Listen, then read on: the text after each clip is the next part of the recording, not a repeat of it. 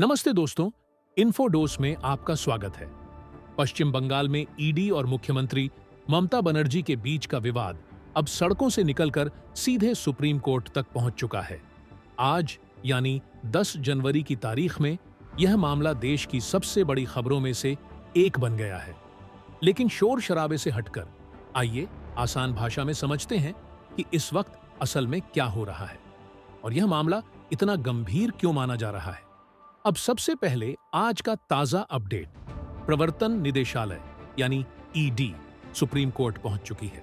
ED का आरोप है कि जब उनके अधिकारी कोलकाता में एक जांच कर रहे थे तो उन्हें अपना काम करने से रोका गया। ईडी का कहना है कि खुद मुख्यमंत्री उस जगह पर पहुंची और जांच में दखल दिया गया।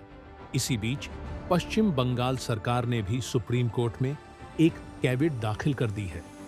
इसका मतलब यह है कि कोर्ट सरकार का पक्ष सुने बिना कोई एक तरफा आदेश नहीं दे सकती। यानी एक तरफ दिल्ली में कानूनी लड़ाई चल रही है और दूसरी तरफ कोलकाता में एजेंसियां और पुलिस आमने सामने है। अब सवाल उठता है, यह पूरा विवाद शुरू कहां से हुआ?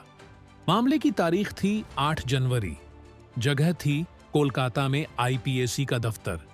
आईपीएसी एक राजनीतिक कंसल्टिंग कंपनी है जो तृणमूल कांग्रेस के चुनावी कैंपेन से जुड़ी रही है।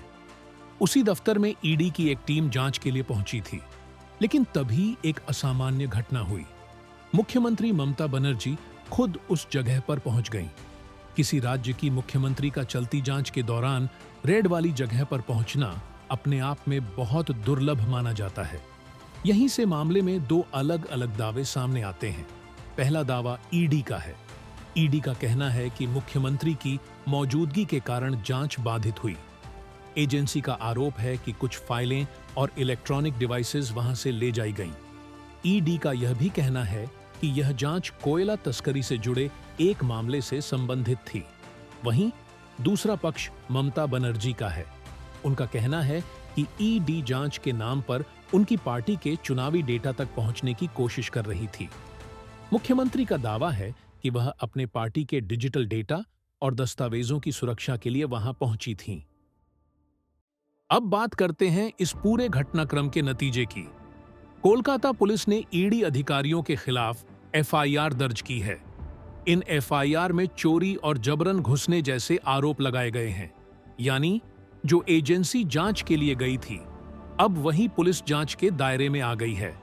इसी के बाद ईडी ने मांग की है कि इस पूरे मामले की जांच सीबीआई को सौंपी जाए।